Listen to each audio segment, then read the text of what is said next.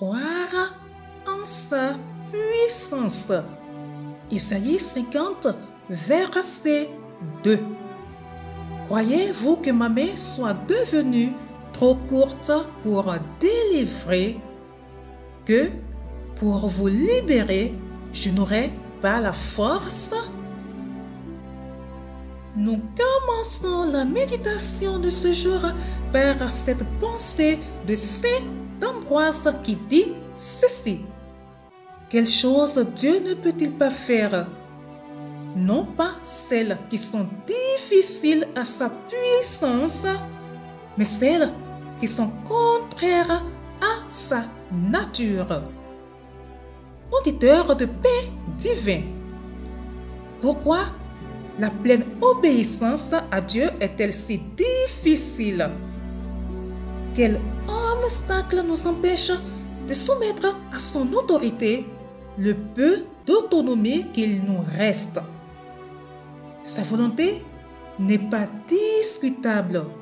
Nous l'avons vu dans Isaïe 48, verset 17.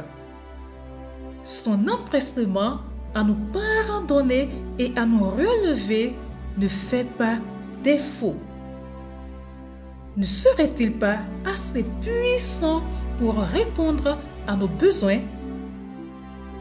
Remettons-nous en question sa capacité à intervenir dans nos situations les plus graves et nos heures les plus sombres.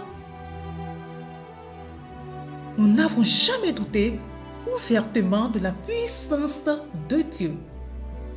Nous croyons qu'il a créé ce monde et qu'il le tient dans sa main. Mais dans quelle mesure sommes-nous convaincus de sa toute puissance? Voilà la question. Quand une situation est un peu difficile, nous avons le sentiment que la prière peut éventuellement encore aboutir. Mais si une situation semble vraiment sans issue, alors notre foi chancelle. Le degré de difficulté influence le degré de notre foi. Pourquoi? Parce que le degré de difficulté affecterait-il notre foi en la puissance de Dieu? Les Écritures sont limpides. Rien n'est trop difficile pour lui.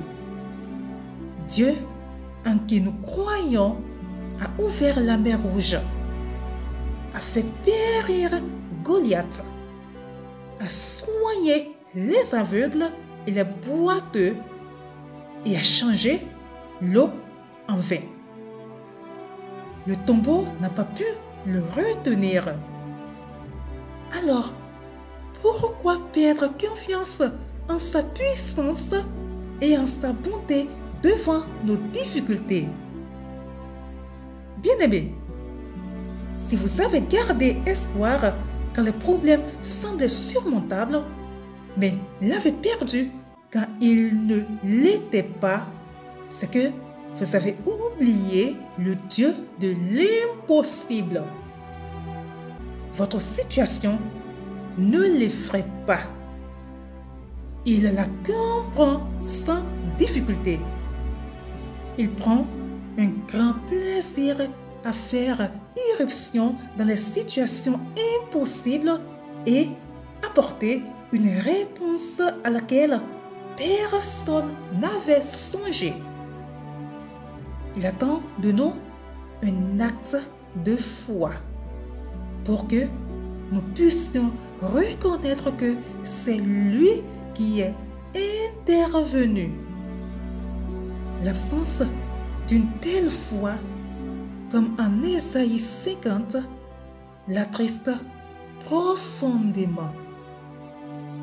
Rappelons-nous qu'il se tient prêt à nous sauver. Bonne méditation à vous.